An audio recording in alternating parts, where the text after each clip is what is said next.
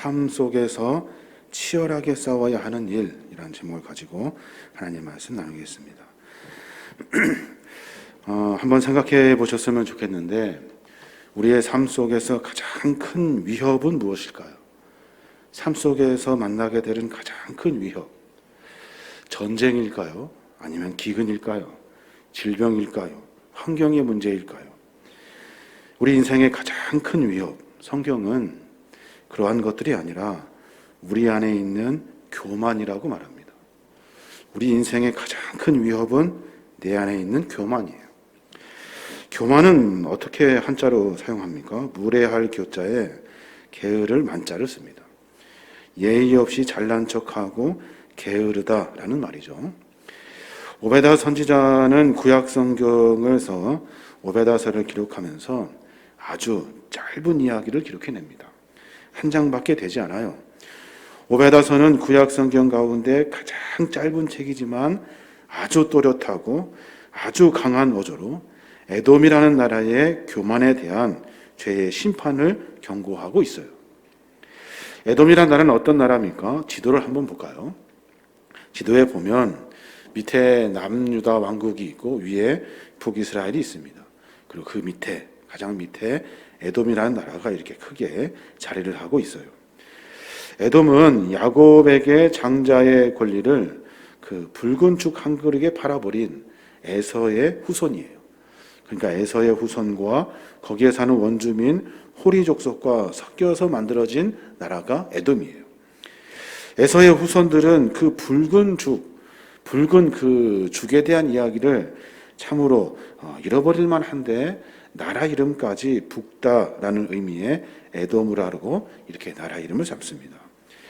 사실 에돔은 그래서 이스라엘의 형제국이에요.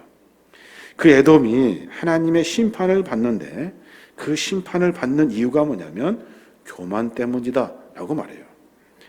3절에 보면 너희의 마음의 교만이 너를 속였도다 라고 말해요.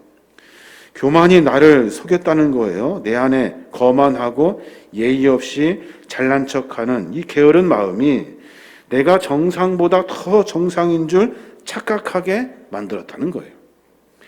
에돔 땅의 지역은 동굴과 바위를 깎아가지고 만드는 그런 거주지를 삼고 삽니다.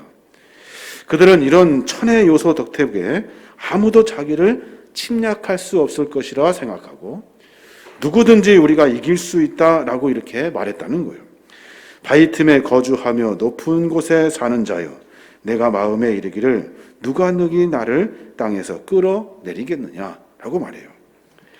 그러나 하나님께서 그들을 끌어내리십니다. 그 교만을 꺾으시고 끌어내리셔요. 결국에는 하나님의 심판을 받게 하셔요.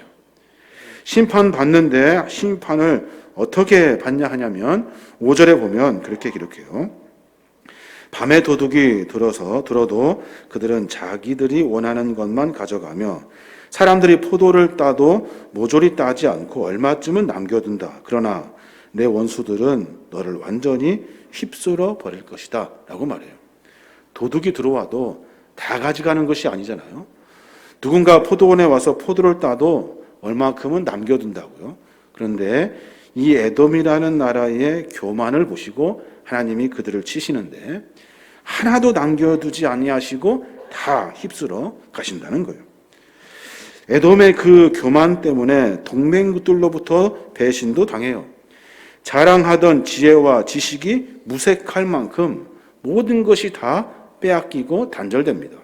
7절에 보니까 너의 동맹국들이 너를 내 국경 밖으로 밀어낼 것이며 너의 우방들이 너를 속여 정복하고 너와 식사를 같이 하는 내 친구들이 너를 쓰러뜨릴 함정을 밟을 것이나 너는 지각이 없으므로 그것을 알지 못할 것이다 라고 말해요. 교만 때문에 넘어지는데 동맹국, 친구들이라는 사람들이 함정을 파서 넘어뜨리고 그 함정 파는 이야기들을 내가 지각이라는 것이 없어가지고 내가 깨닫지를 못해가지고 그냥 그 속에 빠져버린다는 거예요. 무엇 때문에요? 교만 때문에. 하나님의 심판은 거기에서 그치지 않아요. 그들의 교만 때문에 하나님의 심판이 시작됨을 아무도 모른다는 거예요. 9절에 보니까 그날에 내가 에돔을 벌하여 지혜로운 자를 모조리 없애 버리겠다라고 말씀하셔요.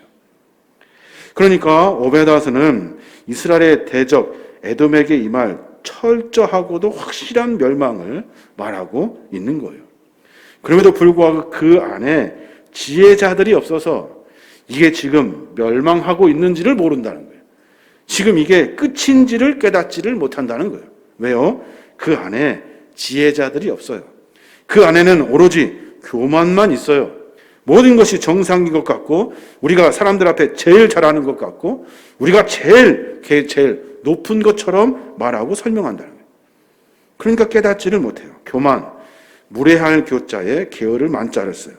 예의 없이 잘난 척하고 게으름을 피우는 우리 안의 교만. 이것이 마지막에 우리의 인생의 가장 큰 위협이라고 성경은 우리에게 가르쳐주고 있는 겁니다. 교만이 뭡니까? 교만. 사람이 태어나면서 가장 먼저 찾아오는 것이 교만이래요. 사람이 가장 늦게 떠나는 것이 바로 교만이래요. 사람 안에서 가장 먼저 찾아오고 가장 늦게 떠나는 것이 교만이래요. 교만의 속성 중에는 한 가지가 있는데, 그것이 뭐냐면 자기 자리를 지키지 않는데요. 자기 자리를 지키지 않아요. 한마디로 말해서 더 좋은 것, 더 높은 것, 그리고 높은 존재와 같이 되려고 하는 그런 불신의 마음을 갖는다는 거예요. 하나님이 우리에게 여러 가지 일들을 맡겨주셨는데 불구하고 그것보다 그 일에 집중하지 못하고 다른 곳에 왔다 갔다 하며 삶을 산다는 거예요.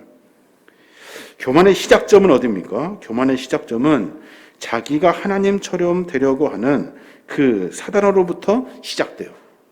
사단의 변은, 그 논리는 참으로 합리적인 것 같아요. 그런데 교활합니다.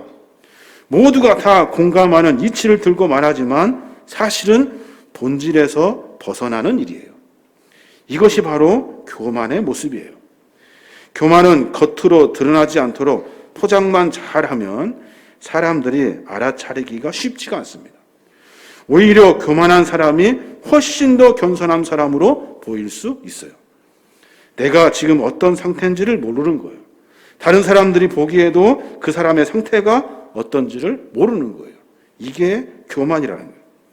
그럼 교만은 어디에서 나옵니까? 교만은 우리 마음속 깊은 곳에서 나와요.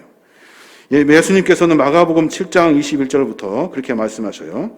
또 이르시되 사람에게서 나오는 그것이 사람을 더럽게 하느니라. 속에서 곧 사람의 마음에서 나오는 것은 악한 생각, 곧 음란과 도둑질과 살인과 간음과 탐욕과 악독과 속임과 음탕과 질투와 비방과 교만과 우매함이니 이 모든 악한 것이 다 속에서 나와서 사람을 더럽게 하느니라. 우리 마음속 깊숙한 곳에서 교만이라는 것이 나오기 시작하는 거예요. 주님은 사람의 마음에서 나오는 악한 것 중에 하나가 교만이라고 말하고 있어요. 그래서 우리가 삶 속에서 부단히 싸워야 하는 것이 뭐냐면 교만이라는 거예요. 내가 교만하지 않도록 하는 것, 내가 주 앞에 겸손한 것, 내가 주님 보시기에 합당한 삶을 사는 것, 이것이 우리의 삶의 가장 큰 위협이 되고, 우리가 그것과 싸우지 아니하면 그냥 아무도 모르는 사이에 넘어져 버리고 만다는 거예요. 요즘 사람들이 유튜브, 인스타, 페이스북 여러 가지 것들을 합니다. 그런 여러 가지 소셜미디어 네트워크를 통해서 자신의 이야기를 막 자랑을 하죠. 사실 그 내면에는 자기의 수치와 부끄러움을 감추는 도구로 그런 것들을 사용하고 있는 거예요. 보면 잘 사는 것 같고 잘 되는 것 같고 문제가 없는 것 같고 늘 행복한 것처럼 보여요. 근데 삶은 사실 어두운 부분이 참으로 많다는 거예요. 자꾸 이러한 삶은 나도 모르는 사이에 나를 교만하게 만들어요. 왜냐하면 교만의 특징 가운데 하나는 자기를 높이는 것에서부터 시작하기 때문에 그래요. 높인다는 것은 자신을 실제 상태보다 더 높은 자리로 올려놓는 거예요. 높인다는 것은 자기의 실제 모습보다 훨씬 더 좋게 보이게 한다는 거예요. 그래서 인생의 사람들은 모두가 자기 자신을 높이려고만 한다는 거예요. 에돔도 마찬가지죠. 하나님께서 에돔을 보는데 에돔이 스스로 높을 만큼 높아졌어요. 누가 우리를 쳐들어오겠냐? 누가 우리의 것들을 빼앗겠느냐? 이야기하면서 최고로 높아집니다. 그랬더니 하나님이 그들을 치셔요. 어떻게 치시냐면 오베드야서 1장 2절에 보면 보라 내가 너를 나라들 가운데 매우 작게 하였으므로 내가 크게 멸시를 받느니라 라고 말씀하셔요. 보십시오. 작아져서 멸망당하는 것이 아니에요. 작아져서 망하는 것이 아니에요. 작게 하셔서 멸시를 받게 하신대요. 멸시가 뭐예요? 업신여기고 하찮게 여긴다는 거예요. 내가 가장 높은 것 같고 잘난 줄 알았는데 나도 모르는 사이 그것이 내가 가장 천한 것으로 만들고 내가 최고인 줄 알았는데 사실은 내 안에 많은 것들이 약해져서 나도 모르는 사이에 사람들의 멸시를 받는다는 거예요. 그래서 여전히 예의 없이 잘난 척하고 게으르고 무리하게 살아가지만 그 일들이 나도 모르게 계속 반복되지만 그것이 망하는 길인지를 모른다는 거예요. 왜 에돔을 작게 만드셨을까요? 아예 그냥 싹 쓸어버리시지. 왜냐하면 멸시를 받게 하시려고. 멸시를. 저는 목사입니다. 목사. 사람들이 인사하니까 참으로 높아진 줄 착각하는 어리숙한 목사. 목사를 자랑으로 삼고 대우받는 것을 당연한 것이라고 생각하고 사람들의 시선을 받으니까 우쭐해져 가지고 나도 모르는 사이에 쉽게 교만해지는 목사. 지금 보면 그 이름이 멸시의 대상이 된 시대를 살고 있어요. 나는 높은 줄 알았는데 가장 천하고 가장 낮아지고 사람들로 하여금 존경의 대상이 아니라 멸시의 대상이 된 거예요. 어디와 같이요? 에돔과 같이. 어느 분이 이런 말씀을 하셔서 제가 참 많이 웃었는데 검사하고 기자하고 목사하고 식당에 갔대요. 카운터에 사람들이 막 서로 계산하겠다고 하는데 검사하고 기자하고 목사하고 식당에서 밥 먹고 그 밥값을 누가 냈을 것 같습니까? 누가 냈을 것 같아요? 밥값을 내본 적 없는 세 사람은 서로 눈치만 봅니다. 그래서 결국에는 식당 주인이 있대요. 식당 주인이. 여러분도 한번 생각해 보셔야 돼요. 고집하고 자랑 삼고 있는 내 안의 교만. 나도 모르는 사이에 나를 멸망의 길로 빠져들게 하는 교만. 나도 모르는 사이에 사람들이 나를 멸시의 대상으로 생각하고 있는지, 내 삶이 정상인지 생각해 볼 필요가 있어요. 유럽의 교회가 전성기를 이루었을 때가 있습니다. 굉장히 큰 전성기를 이루어가지고 많은 교회들이, 큰 교회들이 많이 세웠어요. 지금 보면 유럽의 교회는 500년 이상 되지 않는 교회가 없을 만큼 역사도 굉장히 길고 건물도 화려합니다. 그래서 오래되고 웅장한 건물로 하여금 유럽 도시를 더욱 고풍스럽게 만들죠. 근데 지금 그 유럽의 교회는 어떻습니까? 도시 미관을 상할 만큼 해결하기 어려운 짐이 돼버리고 말았어요. 왜냐하면 교인들이 없기 때문에 그래요. 그들의 그 교만의 역사가 오늘날로부터 사람들의 멸시를 받았기 때문에 그래요. 유럽 교회뿐만이겠습니까? 한국 교회는 괜찮습니까? 우리의 삶의 여러 일들은 아니겠습니까? 하나님을 경배하도록 창조된 사람들이 아담과 하와가 하나님처럼 되려고 뱀의 유혹을 이기지 못합니다. 마땅히 하나님을 섬기면서 통치 아래 살아야 하지만 자기들이 하나님의 자리에 설 수 있다고 생각한 거예요. 그 교만이 그로 말미암아 심판을 만나게 되는 거예요. 사람들이 모여서 바벨탑을 막 쌓습니다.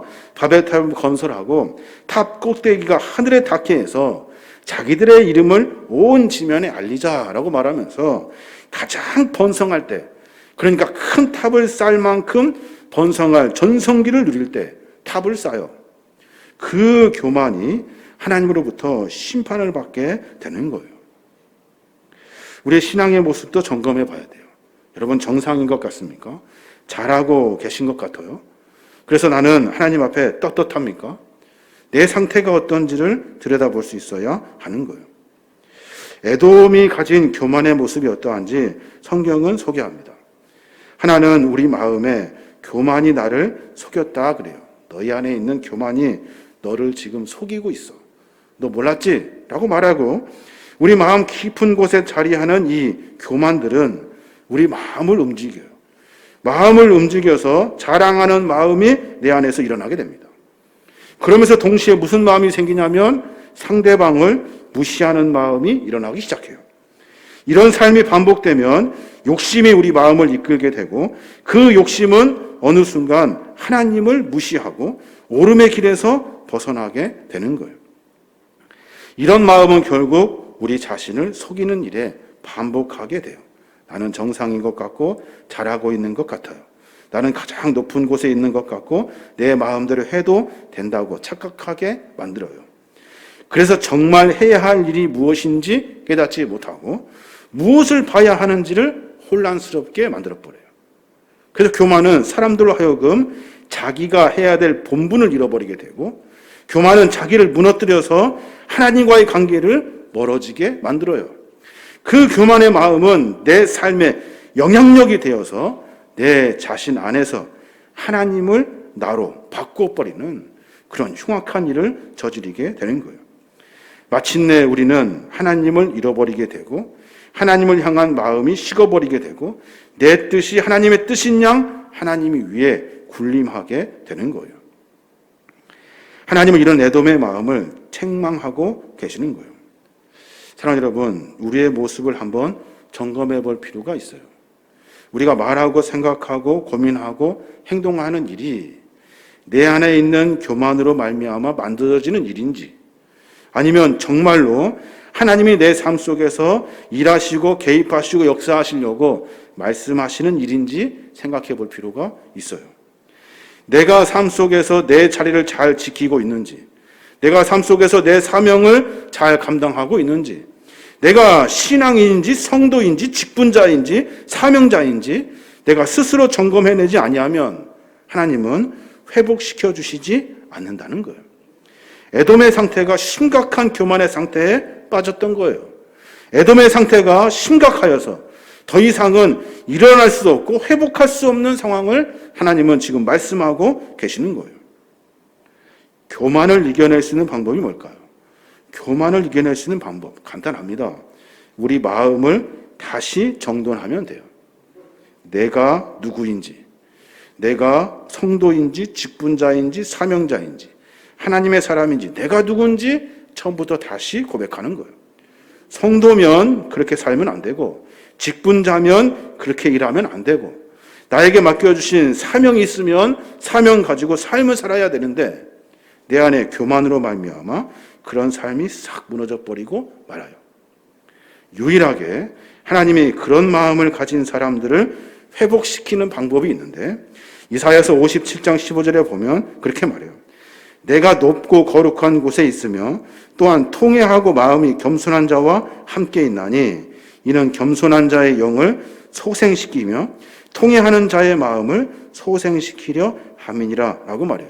무슨 말이냐면 하나님께서는 통회하는 마음, 내 마음의 상태가 어떤지 하나님 나의 삶 속에서 내 마음을 점검하기 원합니다. 내가 생각해 보니까 이 마음이 보통 마음이 아닙니다. 이렇게 살다가는 죽을 것 같아요. 고쳐주세요 하며 통회하는 마음. 그래서 자기의 교만이 아니라 겸손함으로 주 앞에 나아가는 사람들을 하나님은 그 영을 소생시켜 주신대요. 주 앞에 나와 통회하며 자기를 되돌아보는 사람들의 그 마음을 하나님이 고쳐 주신다는 거예요. 교만의 마음이 아니라 겸손하게 주 앞에 나와 내 마음을 점검하고 또 점검하여서 하나님이 원하시는 삶을 살려고 몸부림치는 삶의 이야기를 가진 사람들, 그 사람들을 하나님이 소생시켜 주신다는 거예요. 자기 스스로를 다시 확인하고 그리고 점검하는 겸손의 모습. 내가 하는 말이 무엇인지, 내가 하는 행동이 무엇인지 점검하여 내 삶을 통회하는 마음으로 내 삶을 다시 살려고 하는 그 각오와 결단의 마음을 내가 가져야 한다는 거예요. 그래야 나도 모르는 이 교만을 꺾어낼 수 있는 거예요. 그래서 이 정비된 마음으로 삶을 살아야 하는 겁니다. 본문에 보면 바벨론이 유다를 칩니다. 그때 에돔도 함께 유다를 공격해요. 형제 나라인데 에돔도 그 나라를 공격해요. 왜 공격하냐면 손익으로 따져가지고 무엇이 이득인지 무엇이 해인지 생각하기 때문에 그래요. 그렇기 때문에 이익이 된다고 생각하니까 뭐가 상관없어요. 형제이고 뭐고 아무 상관없어요. 그냥 갖다 쳐들어가는 거예요. 같이 그냥 나누어 먹는 거예요. 남들은 밟고 일어설 기회가 생기면 그러면 그것을 잡으려고 몸부림을 칩니다. 남들이 죽든 말든 상관없어요. 그냥 막 밟고 올라가면 돼요. 왜요? 그것이 이득이 되니까. 에돔은 그러지 말았어야 한다라고 성경은 기록해요. 오바댜 1장 12절에 보면 내 형제의 날이라고 말해요. 내 형제의 날 곧 그 재앙의 날에 방관할 것이 아니며 유다 자손이 패망하는 날에 기뻐할 것이 아니며 그 고난의 날에 내가 입을 크게 벌릴 것이며 라고 말해요. 내 형제의 날, 그 형제가 어려움을 당하는 그 날에 너희들 뭐 했냐는 거예요. 그냥 방관하지 않았냐? 유다가 자손이 패망하는 그 날을 보고 기뻐하지 않았냐? 그 고난의 날에 내가 입을 크게 벌리고 나에게 떨어질 그 이득을 생각하지 않았냐라고 말하고 있는 거예요.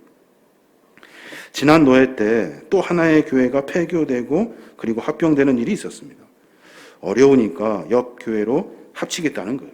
많은 논쟁이 있었습니다. 어려우니까 힘드니까 손익을 따져보니까 작은 교회에 사람이 올 것 같지 않으니까 그냥 옆에 교회와 합치자는 거예요. 일리가 있습니다. 참 이치가 맞은 것 같아요. 손익계산으로 따져도 맞아요.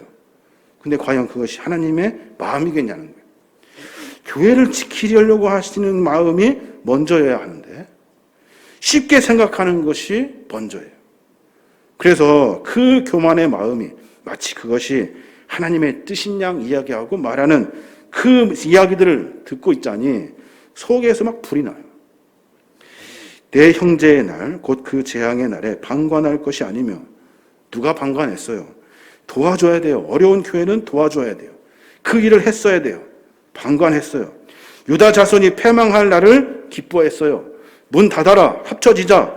그 고난의 날에 입 벌리고 있었다는 거예요. 이 안타까운 마음을 보고 정말로 하나님이 무엇을 원하실까 고민해 보게 됩니다.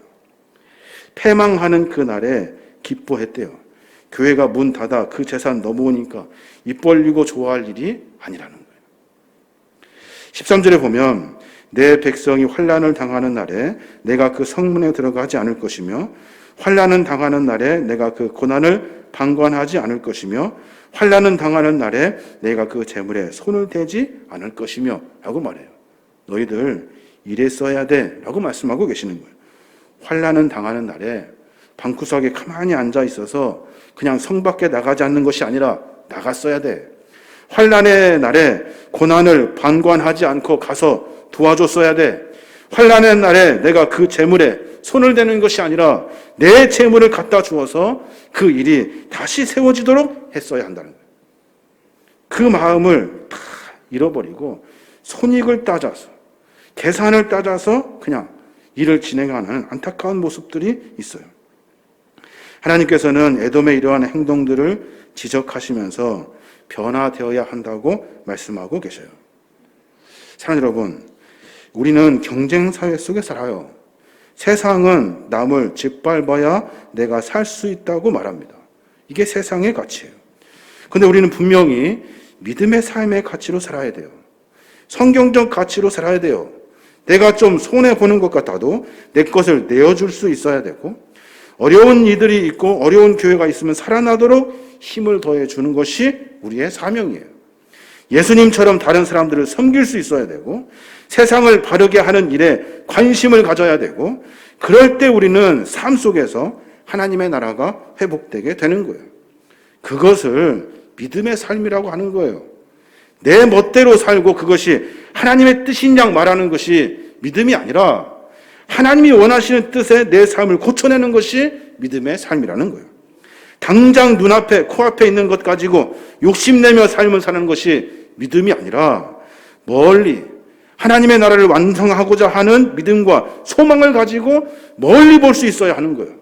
지금은 어렵고 힘들지만 하나님의 나라, 지금은 고되고 어렵지만 굉장히 힘들지만 귀찮고 많은 것이 포기될 상황이지만 포기하지 않고 계속 연속적으로 그 일을 고난이고 인내로 감당할 때 그때 믿음과 소망의 눈으로 하나님 나라를 볼 수 있는 거예요. 사랑하는 여러분, 오늘날의 삶에 좋은 것들이 참 많습니다. 그래서 더 많이 가지려고 하죠. 좋은 것들이 하도 많아서 이것도 좋은데 저 사람이 가진 것도 더 좋아 보이고 또 잘 모르는 것이 더 좋은 거 있으면 또 갖고 싶고 세상에 좋은 것이 너무 많아요. 그렇기 때문에 우리가 믿음으로 앞을 멀리 보지 못하는 거예요. 그저 앞에 있는 것에 눈이 멀어가지고 그것을 그냥 취하면 되는 거예요. 하나님은 이 에돔의 나라를 회복시키십니다. 어떻게 회복시키시냐면 21절에 보면 그렇게 말씀하셔요. 구원자들이 시온산으로 올라와서 에돔을 다스릴 것이며 여호와께서 왕이 되실 것이다 라고 말해요. 구원자들이 누굽니까? 구원자들이 나 예수 믿어, 나 믿음 있어 라는 사람 아니에요. 구원자는 묵묵히 하나님의 살아계심을 고백하고 고난과 인내의 삶을 사는 사람들, 하나님의 마음을 깨닫고 내 안에 있는 교만이 아니라 하나님의 마음으로 삶을 살아내며 인생의 고난의 역경의 길을 걸어가는 사람들, 신앙의 고난, 믿음의 고난을 묵묵히 걸어가는 사람들이 구원자예요. 그 구원자들이 시온산에 올라와서 에돔이라는 나라를 다시 다스릴 것이에요. 다시 하나님께서 그 에돔을 멸망시키시고 구원자들을 통해서 새 나라를 일으키신대요. 그 나라는 사람이 주인이 아니라 여호와께서 왕이 되실 나라, 그 나라를 세우시겠다고 말씀하고 계시는 거예요. 무너질 것은 다 무너질 거예요. 없어질 것은 다 없어질 거예요. 교만 때문에 하나님은 그 교만으로 만들어진 허상들을 다 무니시는 작업을 할 거예요. 신앙도 믿음도 내 삶의 개인적인 삶의 모습도 다 무너뜨리실 거예요. 그 안에 있는 교만을 꺾어내셔서 내가 어떤 놈인지, 내가 내 마음에 무엇이 들어있는지, 내 생각이 어떤지를 고쳐내지 못하면 다 그냥 쓸어내 보신다고 말씀하고 계셔요. 우리의 삶의 모습을 다시 점검해야 됩니다. 우리는 신앙인이에요. 그리스도인이에요. 누가 부탁했다고 신앙인 하는 것이 아니에요. 내 스스로 삶을 점검해야 돼요. 내가 신앙인이면 신앙인답게, 그리스도인이면 그리스도인답게, 직분자면 직분자답게, 사명을 맡은 사람이면 사명을 맡은 사람으로 삶을 살아내어야 하는 거예요. 혼란한 시대를 살아가는 우리가 스스로 교만하지 않도록 치열하게 싸워야 돼요. 내 안에 나를 중심으로 만들어내는 이 교만의 마음이 나도 모르는 사이에 나를 넘어뜨린다는 거예요. 그 교만과 치열하게 싸워야 돼요. 이 시대를 살아가는 우리는 당장 눈앞에 있는 욕심에 기준을 삼으면 안 돼요. 우리는 믿음을 지키며 소망을 가지고 멀리 완성하시고자 하시는 하나님의 나라를 바라볼 수 있어야 하는 거예요. 그게 고난의 길이든 그게 시련의 길이든 그 길을 묵묵히 가야 하는 거예요. 삶의 여정이 얼마나 어렵습니까? 여러분, 하루하루 살아내기가 참으로 고됩니다. 하지만 우리에게는 소망이 있습니다. 우리에게는 하나님의 약속이 있어요. 그 삶의 모습, 하나님을 붙들며 주님만 바라볼 때 하나님은 우리와 함께 하셔요. 우리의 삶을 만들어 가신다고요. 제가 여러 번 말씀드렸는데 인생은 내 인생 같죠? 내가 사는 인생 같죠? 그렇지 않습니다. 하나님의 백성의 인생은 하나님의 인생이에요. 하나님이 하시고자 하시는 일들을 하나님의 백성을 통해서 이루어 가셔요. 그러니까 내 고백이 뭐예요? 하나님 내 인생 잘 되게 해주시오가 아니에요. 하나님의 인생을 내가 살아드릴 수 있도록, 내가 주 앞에 나아갈 수 있도록, 내 욕심에 넘어지지 아니하도록 하나님의 마음을 닮아갈 수 있도록 내 마음을 다스려 주십시오. 이게 우리의 고백이 되어야 하는 겁니다. 각자의 자리를 다시 찾아서 각자의 신앙의 모습을 다시 점검하여 정상인 척하지 말고 그 교만의 마음을 꺾고 다시 주 앞에 새롭게 시작해야 하는 거예요. 욕심의 눈이 멀어가지고 앞에 있는 것에 전전긍긍하며 삶을 살지 말고 호주머니의 100원이 아니라 멀리 하나님 나라를 바라볼 수 있는 신앙의 모습이 있어야 하는 겁니다. 저와 여러분이 그런 삶으로 말미암아 하나님의 은혜를 만나고 이 어두운 시기에 쓰임받고 사용되는 거룩한 종들이 되시길 주님의 이름으로 축원합니다.